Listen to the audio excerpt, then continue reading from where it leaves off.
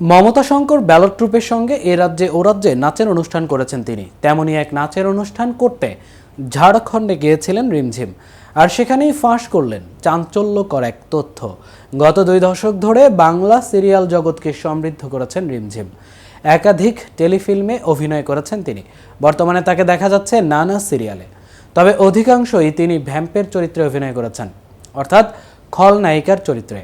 খলনায়িকার চরিত্রে অভিনয় করা রিমঝিমের কাছে এক চ্যালেঞ্জের ব্যাপার। তবে আজও অবিবাহিতই থেকে গেছেন রিমঝিম। এখনও পর্যন্ত সংসার পাতেননি তিনি। সেই রিমঝিমের কাছেই একবার এসেছিল বিয়ের প্রস্তাব, এবং সেই প্রস্তাবে এসেছিল ডাকাতির থেকে। কিন্তু সেদিন আসলে কি ঘটেছিল রিমঝিমের সাথে, এ বিষয়ে আর কি বললেন জনপ্রিয় এই অভিনেত্রী, এসব নিয়ে থাকছে আজকের প্রতিবেদন, এবং আপনাদের সঙ্গে আছি আমি মামুনুর রহমান।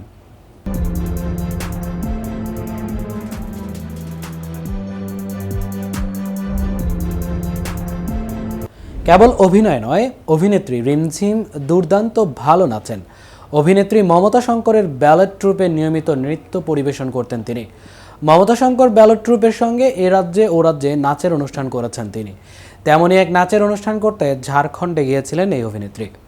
শাশ্বত চট্টোপাধ্যায়ের সঞ্চালিত একটি টক শোতে এসেছিলেন।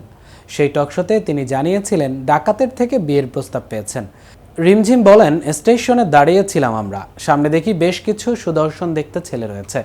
আমাদের তখনও কিশোরী বয়স, সবেমাত্র ছেলেদের দেখে মোহিত হচ্ছি। স্টেশনে দাঁড়িয়ে থাকা সেই সুপুরুষদের দেখে আমাদের মন উৎফুল্ল হয়ে ওঠে।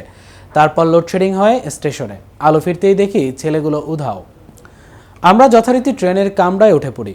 মমমাসি অর্থাৎ মমতা শঙ্কর তার নাচের দলের মেয়েদেরকে একসঙ্গে নিয়ে বসেছিলেন। হঠাৎই মাঝপথে ট্রেন থেমে যায়। আমি এবং আমার এক বান্ধবী টয়লেটে গিয়েছিলাম। সেখানে গিয়ে দেখি ট্রেন থেমে গেছে। টয়লেটের বাইরে বাড়িয়ে দেখি মমমাসির স্বামী এবং আমাদের নাচের দলের একজন আসছেন হন্তদন্ত হয়ে। তার মাথা থেকে গল গল করে রক্ত ঝরছে। জিজ্ঞেস করেন, ওরা আসেনি তো এখানে? তাকে দেখেই চমকে গেলাম। তিনি আমাদের এসেই জিজ্ঞেস করলেন, ওরা আসেনি তো এখানে? আমি পাল্টা প্রশ্ন করলাম, ওরা মানে কারা? তিনি জানালেন, ট্রেনে একদল ছেলে আমাদেরকে দেখে মোহিত হয়েছিল। তারা সবাই ডাকাত, ট্রেন থামিয়ে ডাকাতি করছিল। রিমঝিম আরও বলেন, এ সময় মমমাসির স্বামী আমাদের দুজনকে বাথরুমেই ঢুকে যেতে বললেন। বাইরে থেকে শুনতে পাই ছেলেগুলো এসে বলছে, নাচের মেয়েগুলো কোথায়? ওদের ডাকো, ওদেরকে বিয়ে করব, সংসার করব।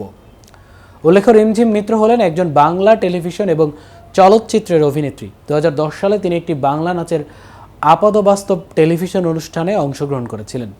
2013 সালে তিনি ইটিভি বাংলায় প্রদর্শিত ঝলক দিখলা যা বাংলার প্রথম মরশুমের বিজয়ী ছিলেন। তিনি 2019 সালে ভারতীয় জনতা পার্টিতে যোগদান করেন। আজ এ পর্যন্তই। এতক্ষণ কেটিভির সাথে থাকার জন্য ধন্যবাদ।